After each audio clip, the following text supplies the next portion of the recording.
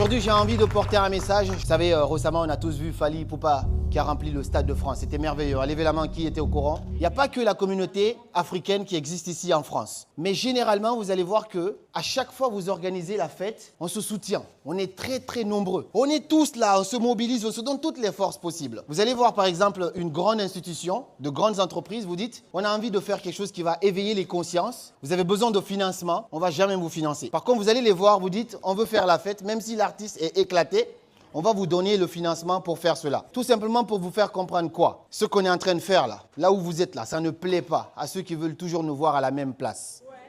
Ça fait des années que la communauté africaine, la diaspora africaine est en France. Mais on n'est pas les seuls. Il y a la diaspora chinoise, il y a la diaspora américaine, il y a toutes les diasporas. Et bizarrement, des autres diasporas excellent, font des multimillions d'euros, se soutiennent pour bâtir des communautés, pour monter des entreprises. Nous, on se soutient uniquement pour aller danser et faire la fête. Et ça plaît à nos ennemis. C'est pour ça, vous voir mobiliser comme ça pour des événements autour de la lecture, de l'éducation, de la prise de conscience, de l'investissement, de l'entrepreneuriat, c'est de ça qu'on a besoin. Et c'est un combat qu'on mène. Donc soyez présents encore cette année, soyez présents encore l'année prochaine, tant que vous pouvez. Il ne faut pas laisser cet espace parce que la nature a horreur du vide. Si vous ne venez pas, si vous n'organisez pas des conférences comme ça, des événements, ceux qui abrutissent la population, et qu'on reste toujours derrière parce que c'est la vérité, on est toujours cette diaspora africaine ici en France, on n'est pas les seuls, mais on est toujours derrière. Et c'est nous, on fait le ménage, c'est où on est dans les transports pour nettoyer les trains, c'est nous, on est des éboueurs. On doit maintenant changer la donne. Et pour changer cette donne-là, il faut investir dans le cerveau. Parce que plus on sait, plus on est. Et plus on est, plus on aura. C'est ce message que je voulais vous véhiculer.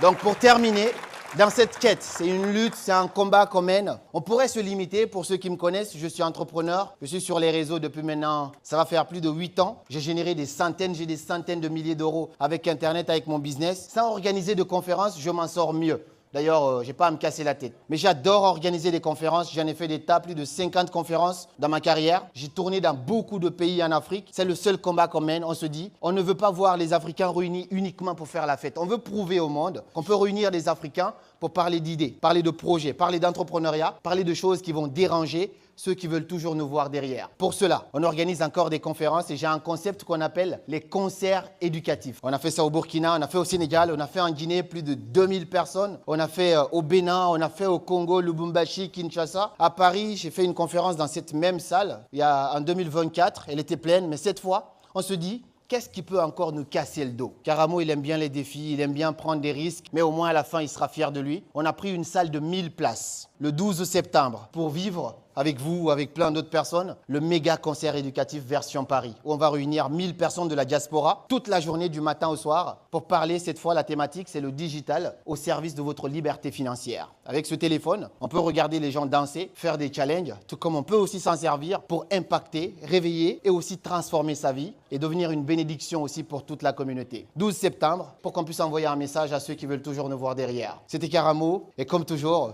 suivez vos rêves. Merci beaucoup.